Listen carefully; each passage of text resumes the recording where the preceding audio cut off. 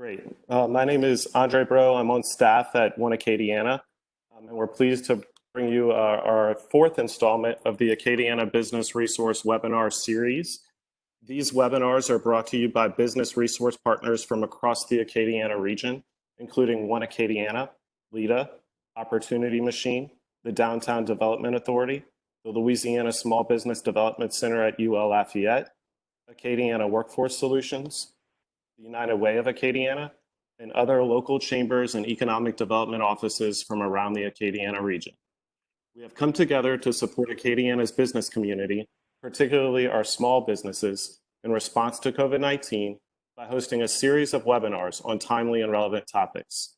Today's fourth installment of our Acadiana Business Resource Webinar Series is presented by Sushil Kumar, Public Information Officer for the SBA Office of Disaster Assistance.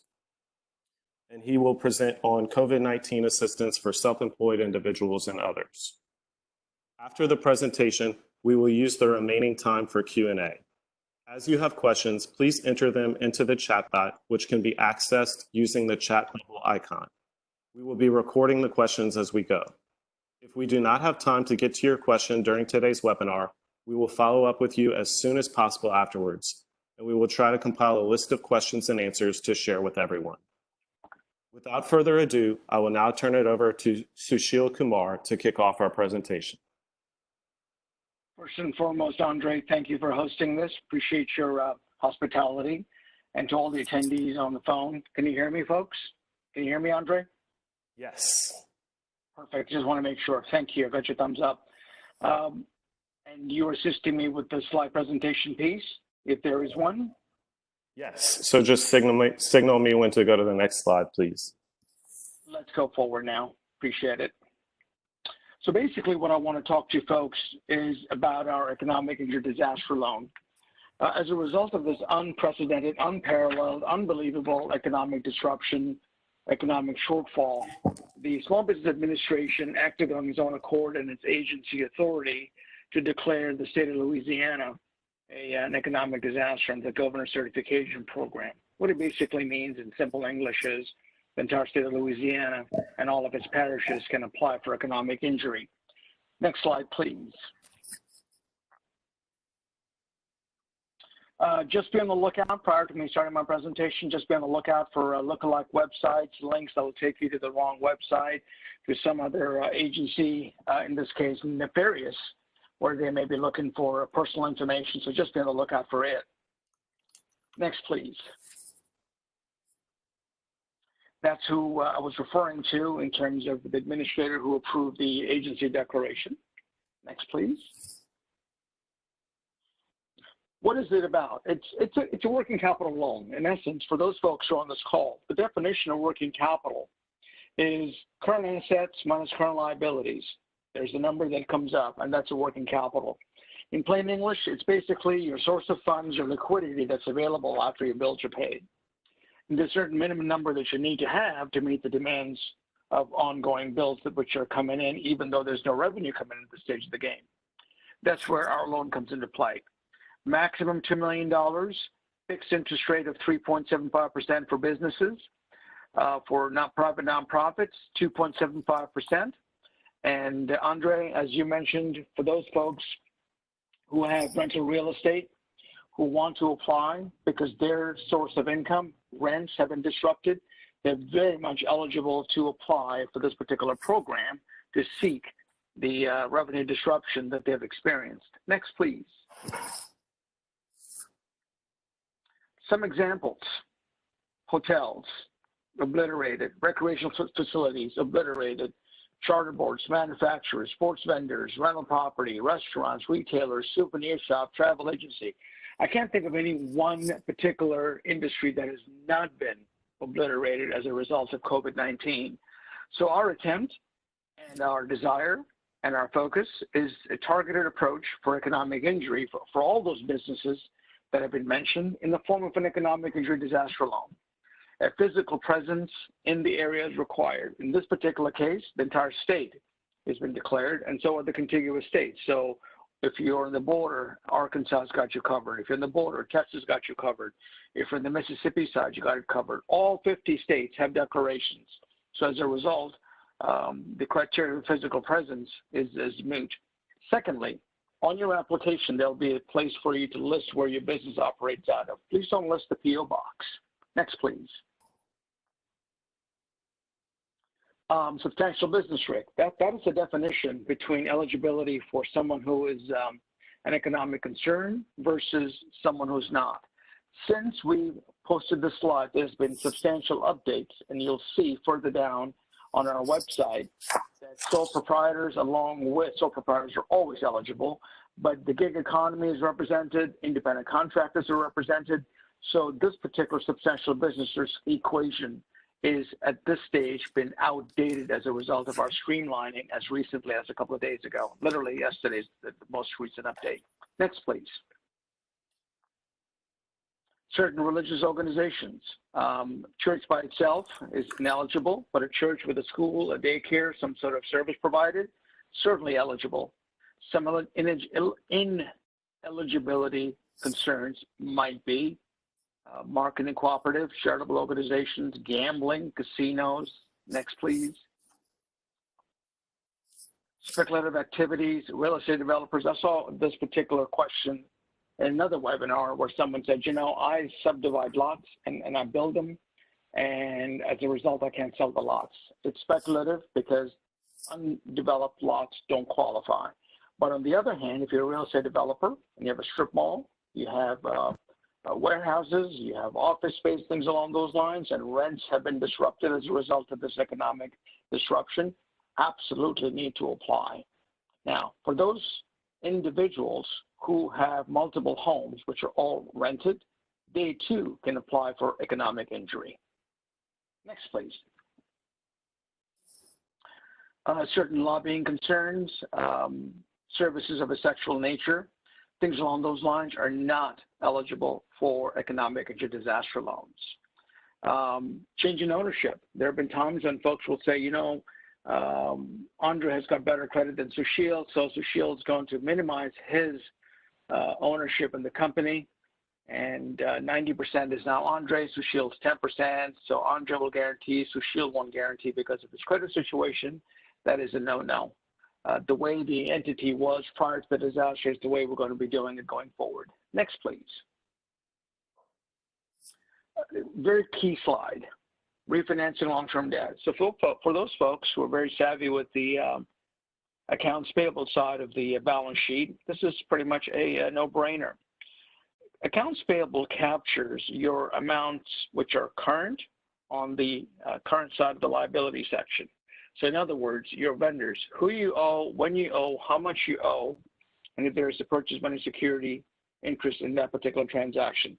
Any and all items which fall in the injury period, defined as February 15th and later, is considered injury period. And if you haven't had a chance to pay your bills because of it, then those would be potential eligible concerns. What is not eligible is your long-term truck note, your long-term mortgage note, current portion long-term debt due, which is defined as 12 months of your long-term debt. So let's say you have a 5-year note and you've paid into it 3 years. You've got 2 more years to go. One of those years, so 12 months worth of payments, will show up on your current side, and those are eligible. You can't use the money to pay delinquent tax debt, if you will, or pay down any other expensive debt. So in other words, you can't borrow at 375 and exercise arbitrage and pay down a 5% note with the bank. That's ineligible uses of proceeds. Next, please.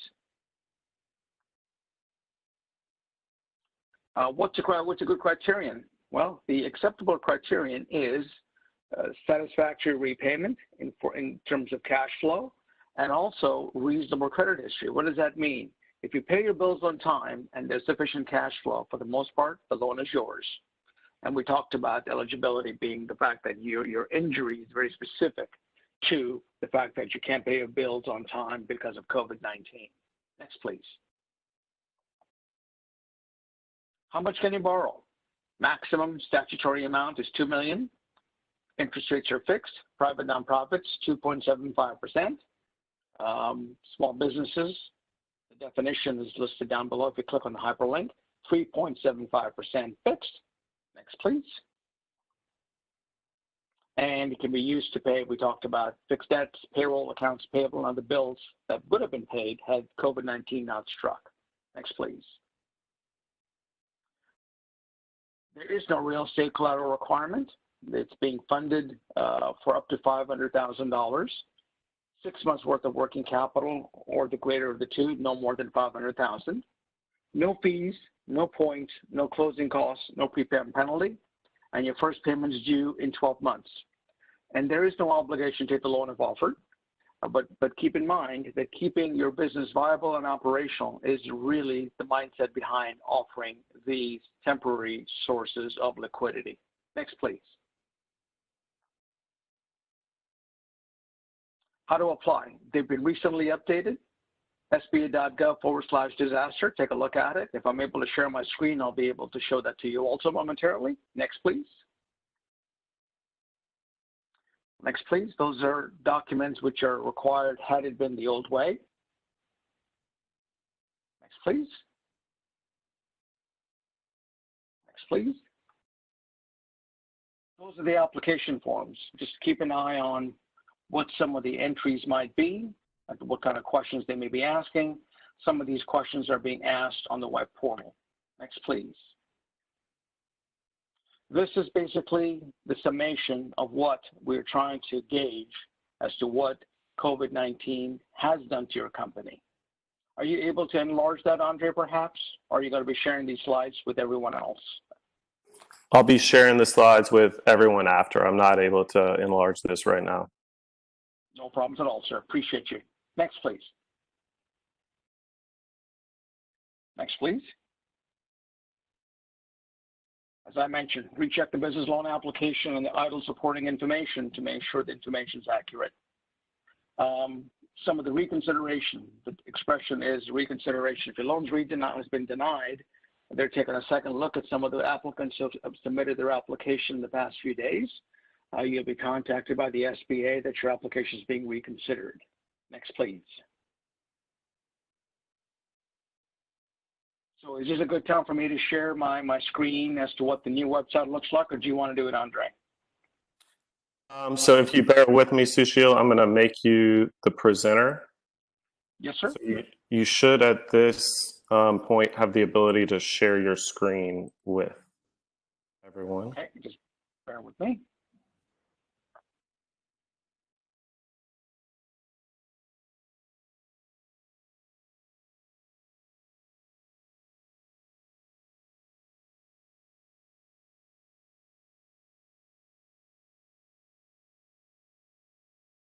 That's what the new website looks like. Can you folks see it? Yes. Okay. So when you go, it's been extremely streamlined. So basically, all the topics that I discussed in my slide presentations captured in eligible entity. So you pick bullet point number 1 if you're a business with no more than 500 employees. If you're an individual who's a sole proprietor, with or without employees, or an independent contractor, would pick bullet point number 2. Cooperatives, aquaculture, with no more than 500 would put bullet point number 3. ESOP would be 4. Tribal concerns, 5. If you're a business, 6.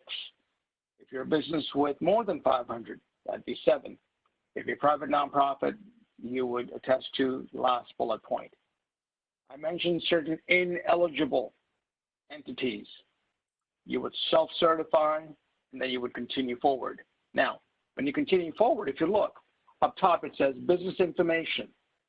So the application that you folks saw on the presentation, some or all of that information is required in that particular category.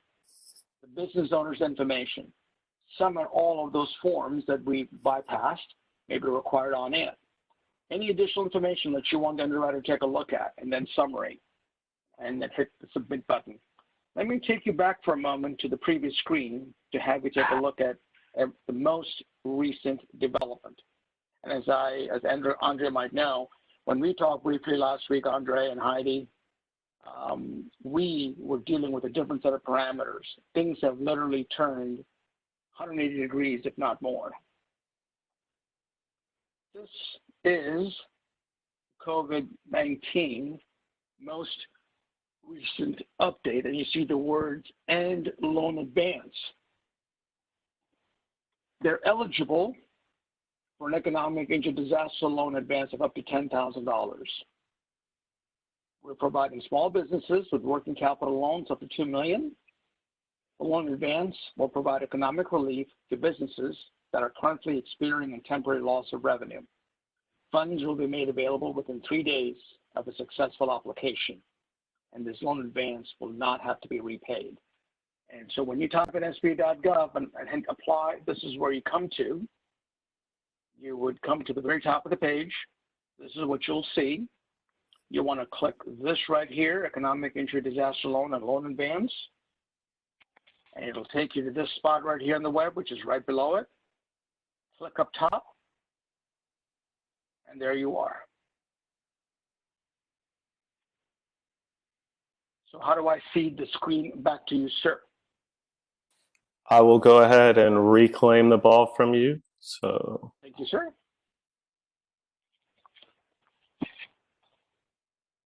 all right, and at this point, I think we have a good bit of time for questions. I'm going to turn it over to Heidi Melanson of the Louisiana Small Business Development Center at UL Lafayette, and Heidi is going to moderate our Q&A portion with Sushil.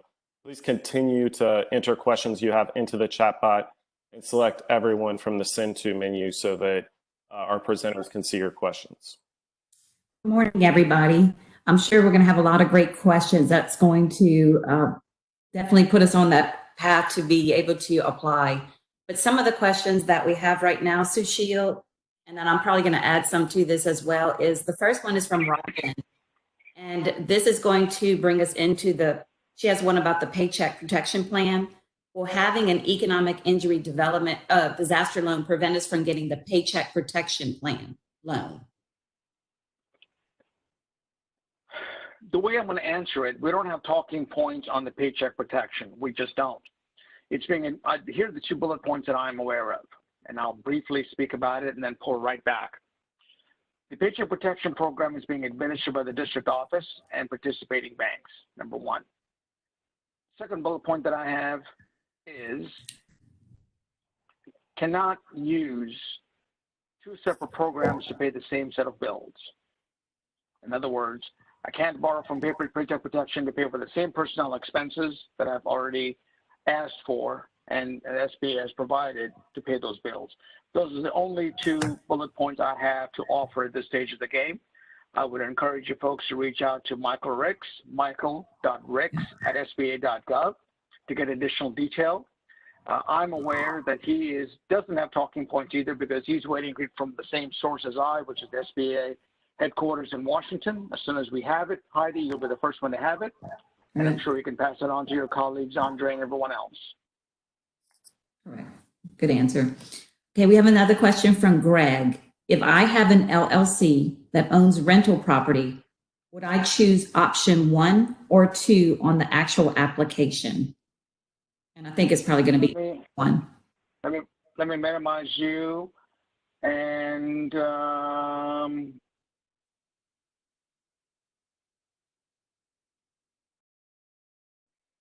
I would apply under a business because LLC is a form of business, just like you correctly pointed out, Heidi.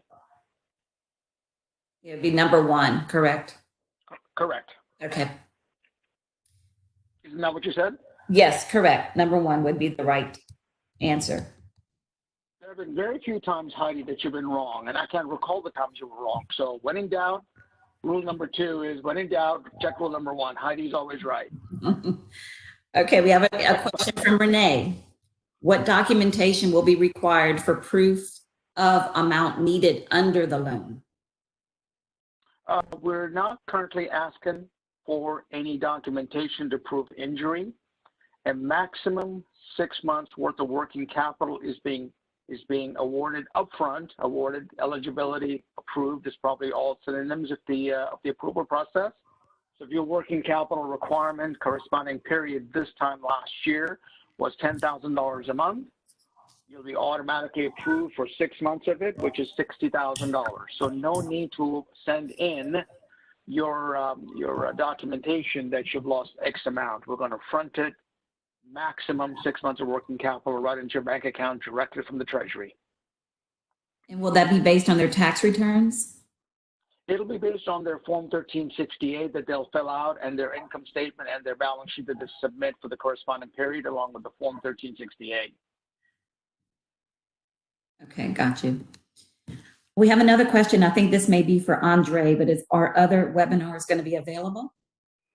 Yes. So this is the fourth in our series. We're working with other business resource partners from across the region to plan future webinars. So please stay tuned for more information about those. Okay.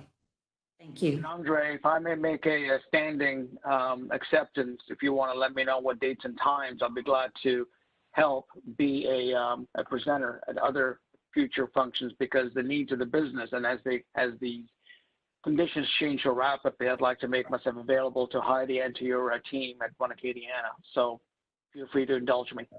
We appreciate that very much.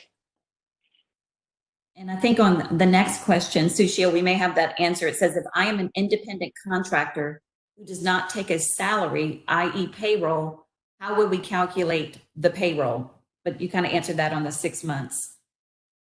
The way to address that would be, first of all, you would choose your sole proprietor, bullet point number 2.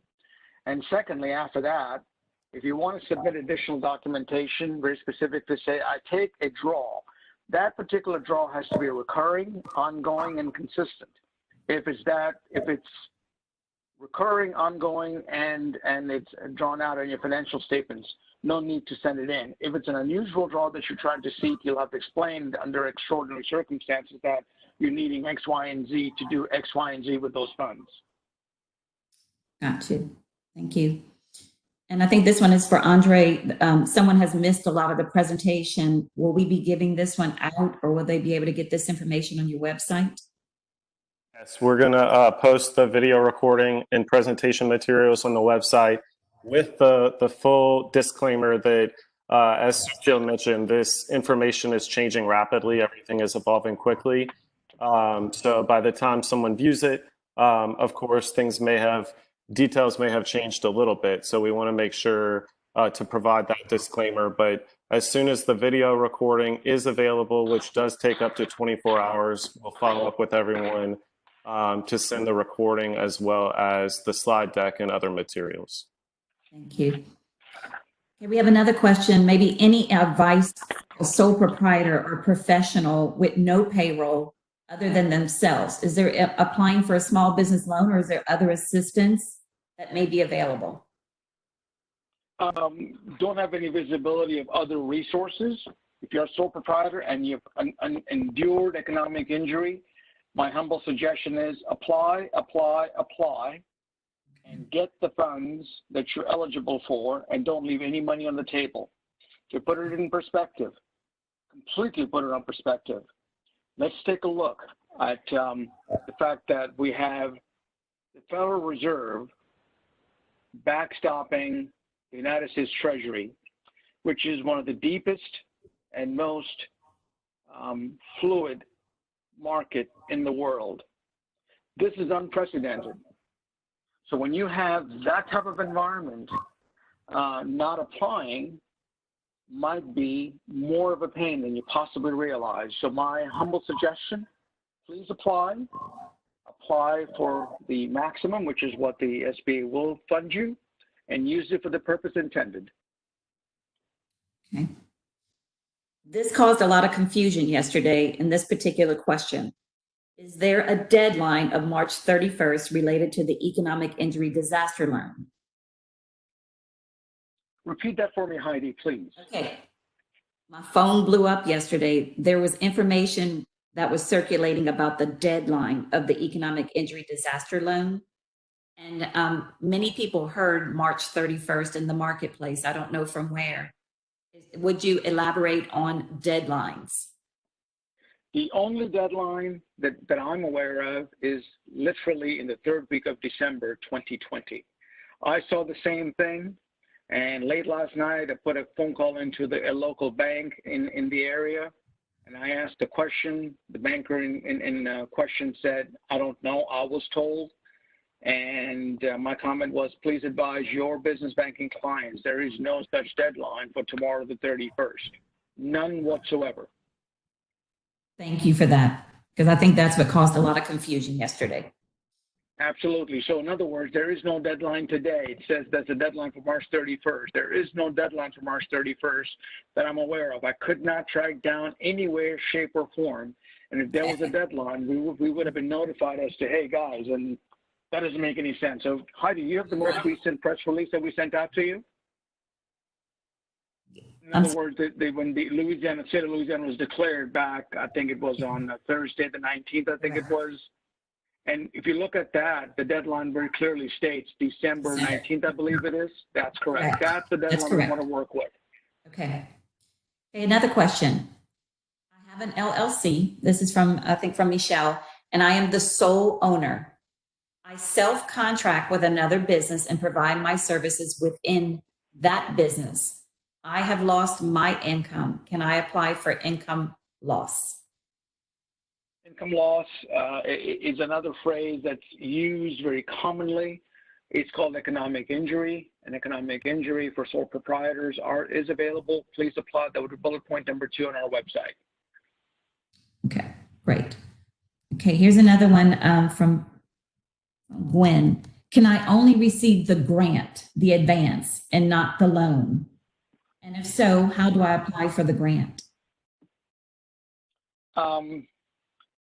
The grant in itself, the short answer is apply. And the minute you apply, the grant gets sent out to you, and there is no expectation that the loan be used. If $10,000, maximum $10,000, and again, not everyone gets a maximum $10,000. It's $1,000 per employee, if I recall correctly. If you're sole prop and you're only one person, you apply. They'll look at what financial statements you're provided, and they see that you're only one person. The maximum amount that you'll be getting is $1,000, not $10,000. So if $1,000 cures your issue, there it is. Okay, so it's not an automatic $10,000 that's sent out. Correct. It's up to $10,000, and it depends, and my understanding, it depends on the number of employees that you have. So hypothetically, Heidi, if it was just you, yourself, and you only get, even though there's 3 of you, you only get $1,000 at the most. Okay. I'm so sorry to interrupt. There are 4 different phone numbers being used, and there are chats right now with people who are not connected to this at all, just waiting for it to start. So I'm not sure if y'all are aware that the call-in phone lines are just filled with people who are waiting for this to start. Great. Well, for anyone that was not able to connect, we did have some connection issues. We understand today. We are going to be sending around the video recording and presentation materials afterwards. I will post the primary dial-in number into the chat bot right now. Once again, WebEx did give us a few alternate lines, but we understand those might not be working.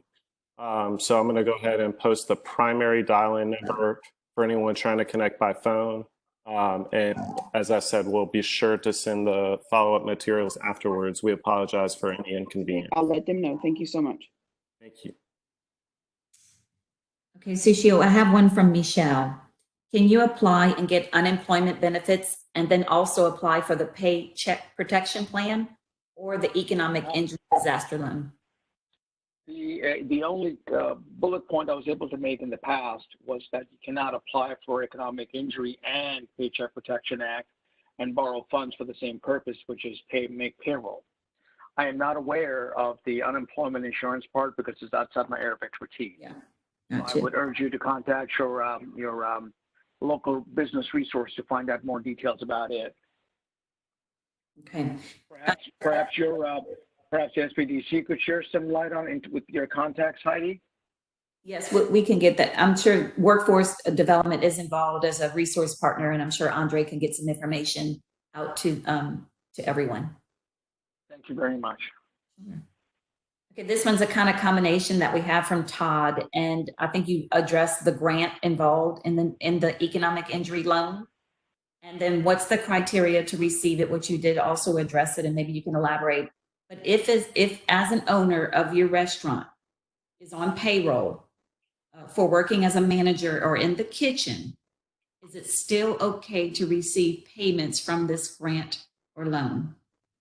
Of course, you're on the payroll. It's your money. It's your business. And if you're taking normal shareholder distributions for the purposes of keeping you and your family afloat, and you are a legitimate piece of the personnel expenses, payroll expenses, and you take your draw, of course. Thank you. Okay, another one from Renee. If you own more than one business that was affected, can you apply for each business entity? Yes, maximum $2 million for each entity. Is it 2 million aggregate for an individual or for each business? Each business.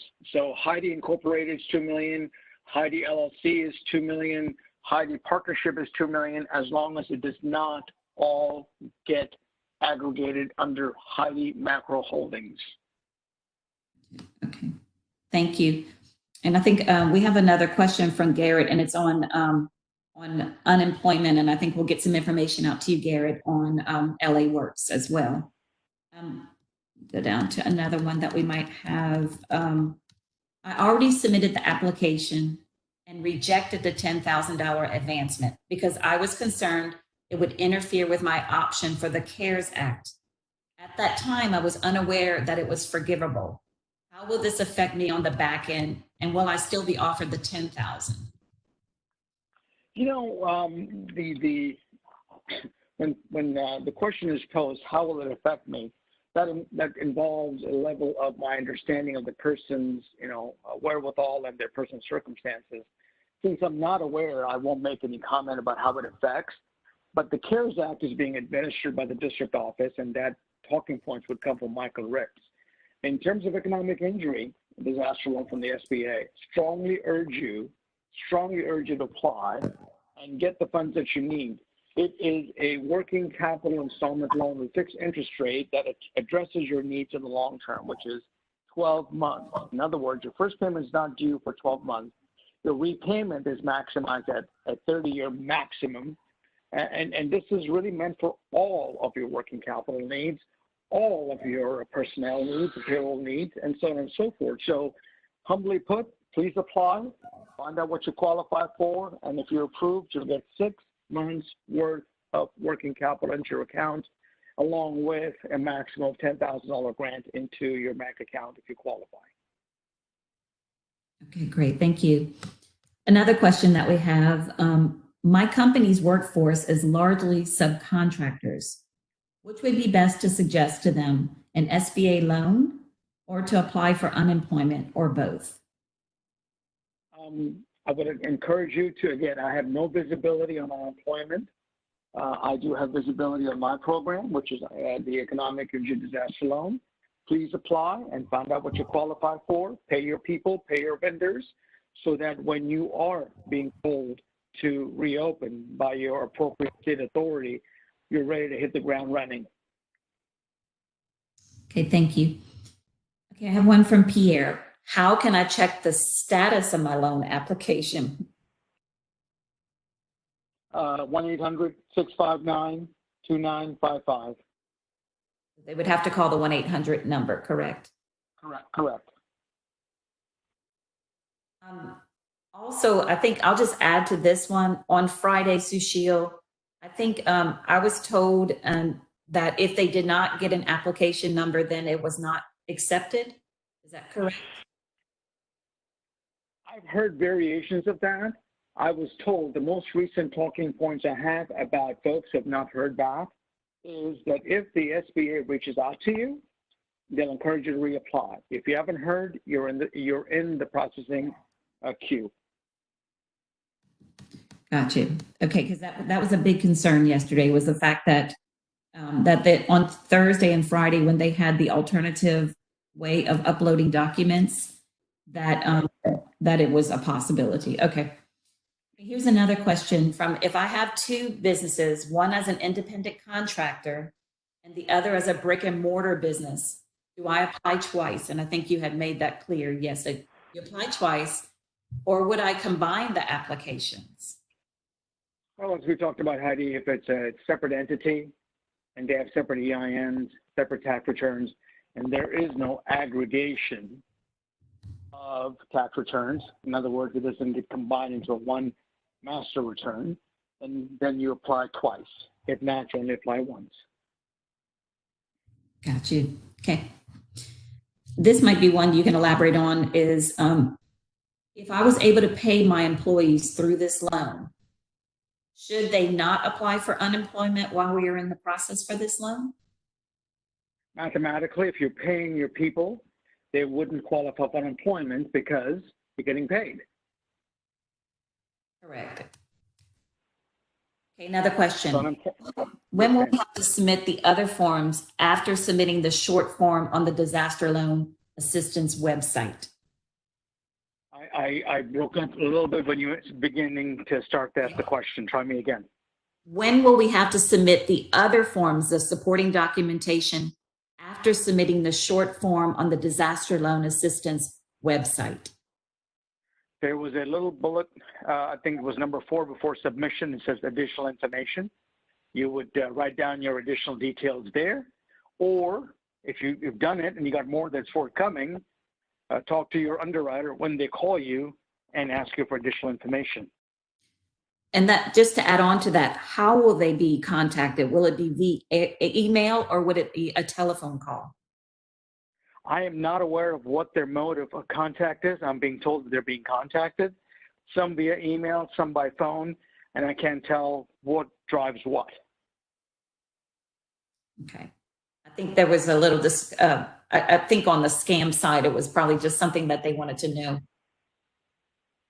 Absolutely. I could totally concur. I would want to know too. Sure, absolutely. Okay, we have another question, and this is for a real estate company.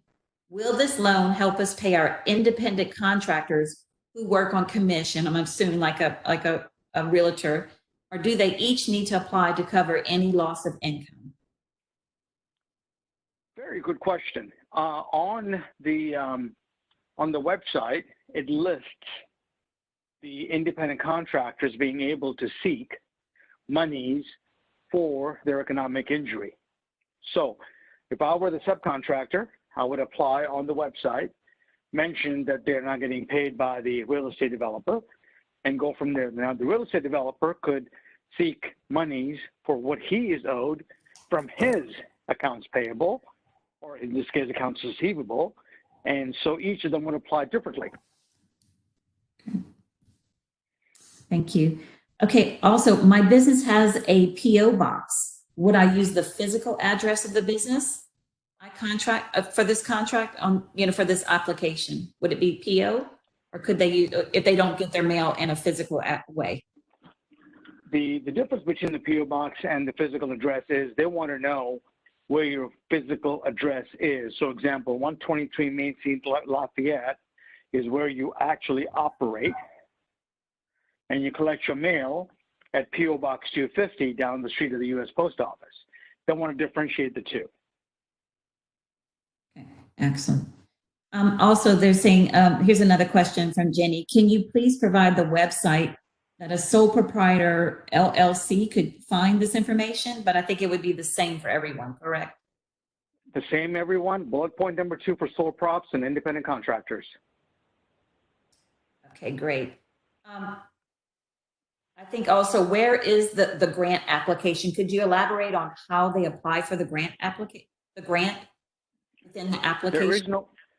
There is no grant application, as you might know, Heidi. It's applying for the loan, and as part of the loan, whether you're approved or not, a $10,000 advance is being up to $10,000 is being granted within a few days after application, and you don't have to pay it back if the loan is denied. So there is no grant per se.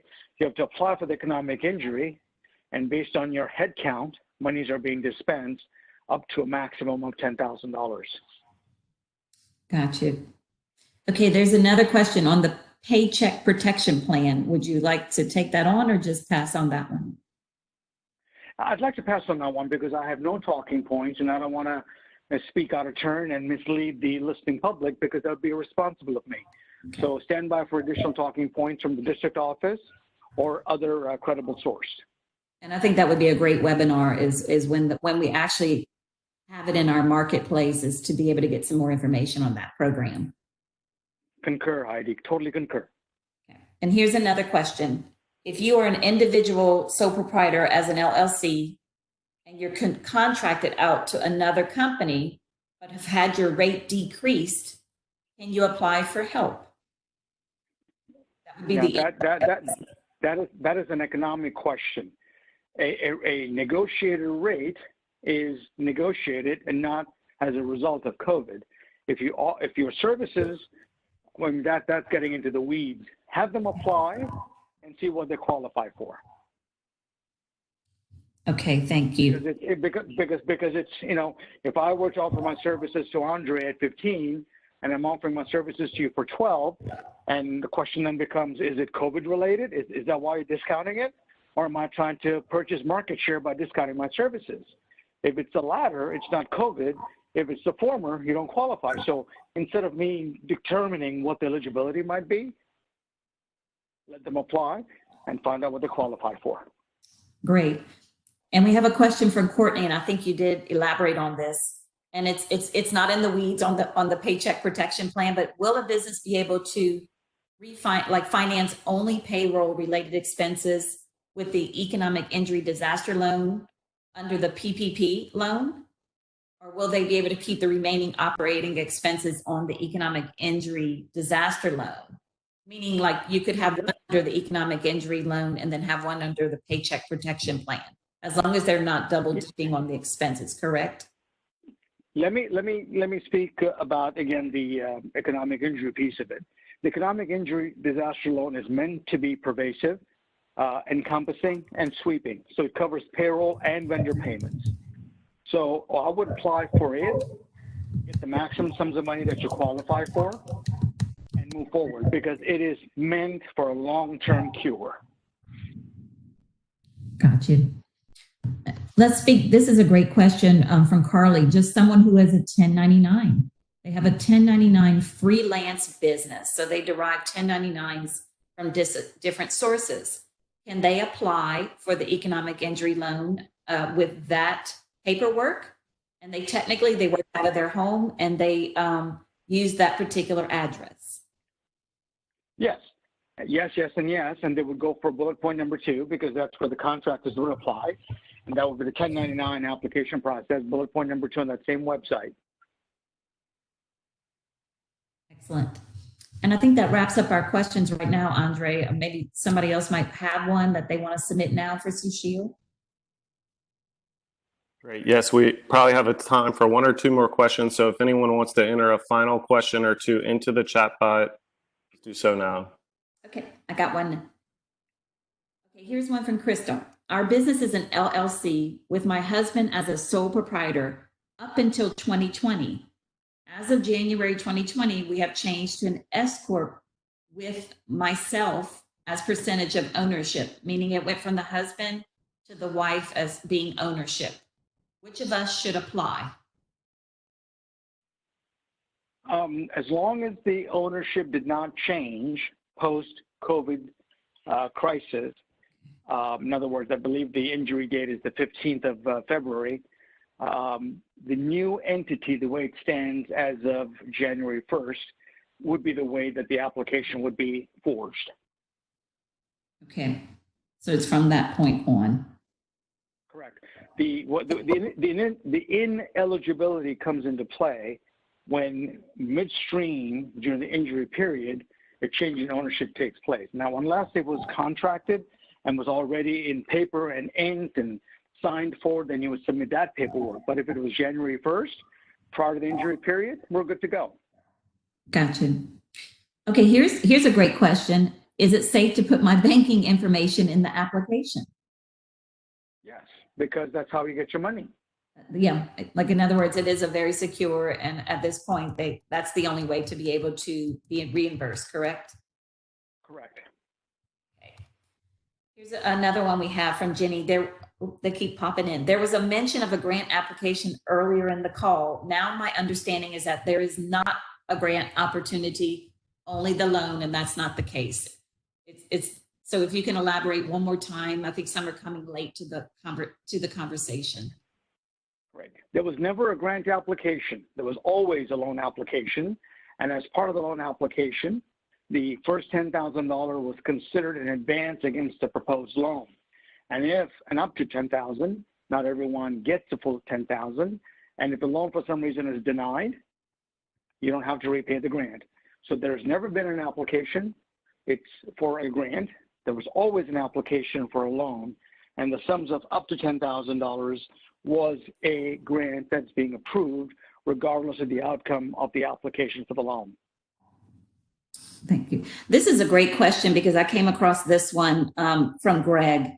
On the actual application, once you pass the declaration part, can you elaborate on the question? It's asking for nonprofit cost of operation for 12 months. That's very misleading for business owners because they're thinking, am I a nonprofit? But I read it as this is everything but your profit, meaning the cost of your operations. I don't want to get into the adjectives piece. Please answer it as you think you need to answer it, and then ask them to give you a call so that they can address that issue on hand, because the individuality of a particular business owner may not apply to the rest of us. Okay, thank you. We'll get some clarification on that one for Greg. Thank you. Okay, and I think there's some other questions on how to apply, and I think with the slides they'll be able to see the website for that. But I think I have one more too. If I am a single member LLC, well, that you already answered that one. Do I apply business? Yes, with less than 500 employees. Correct. That's where you do apply for Pierre. And this may be a good time, Heidi, to repeat the website, sba.gov/disaster. Click apply for disaster assistance, and up comes a hyperlink that you click on. It'll take you right onto the Streamline website. You answer the questions that apply to you, and literally certify that you don't fit into one of those ineligible concerns. Hit continue and start filling out the rest of the application. Okay, I'm going to try you on this question from Kenneth. If I'm under a state or federal contract and I'm still open and I'm paying my employees to work daily, most clients are unable to come in due to the virus confinement. Are they still eligible to apply for the grant or loan? They are absolutely encouraged to apply. You've had economic disruption. You are paying your employees, and you have no revenues out of the equation, so you are suffering a gross profit margin disruption. Working capital maximum 6 months is being lent to the eligible concern. So yes, please apply sooner than later.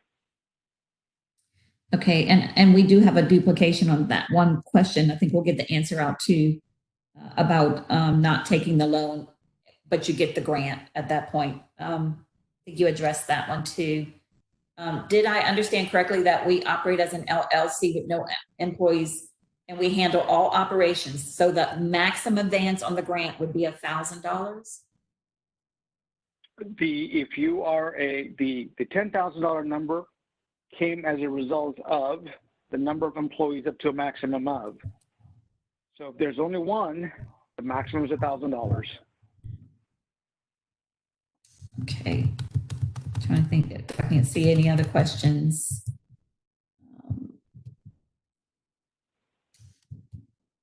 Is there any part of the economic injury loan that is forgivable outside of the grant? No. Okay, so it's not. Okay, here's another one. As a salon that doesn't have employees, but we have independent contractors, how would they handle a salon situation where would they qualify in paying those contractors under the loan?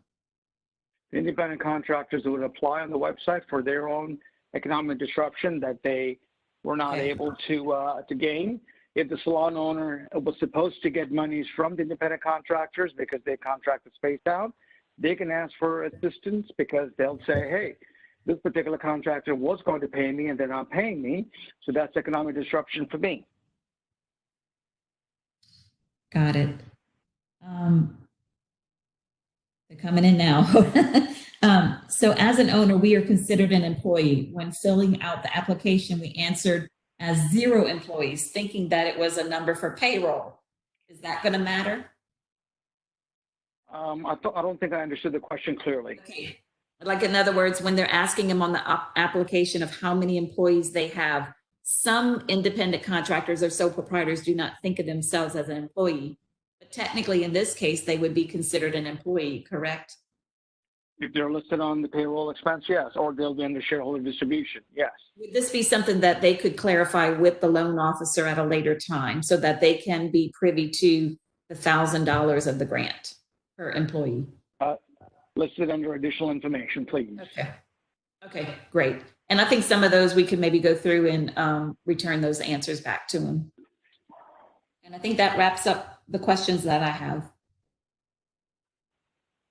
Great. Thank you again, Sushil Kumar of the SBA Office of Disaster Assistance. Thank you again, Heidi Melanson of LSBDC at UL Lafayette.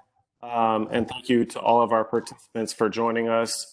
As mentioned, this is rapidly developing. The information on this is rapidly developing. So we appreciate both Sushil and Heidi for being able to get this information out to everyone quickly. As mentioned, we will be sharing the video recording of today's webinar with everyone afterwards as soon as the video is generated. So we'll be getting that to you probably in the next 24 hours, along with the slide deck and other materials, other follow-up materials, and all of the partner organizations as well who help make today's webinar possible. We'll be sharing that information out as well. We hope that today's webinar was helpful, and we look forward to offering additional webinars going forward. I'm going to pull up our last slide right now, which has One Acadiana's COVID-19 resource page link on it. We're hosting all of our webinar materials on that webpage, and I know our partners are sharing all of the webinar materials out as well. So stay tuned for those follow-up materials, follow-up emails from us and our partners. And that does bring us to the end of today's webinar. Thank you once again to Heidi and Sushil, and everyone, please stay safe. Thank you very much. Take care.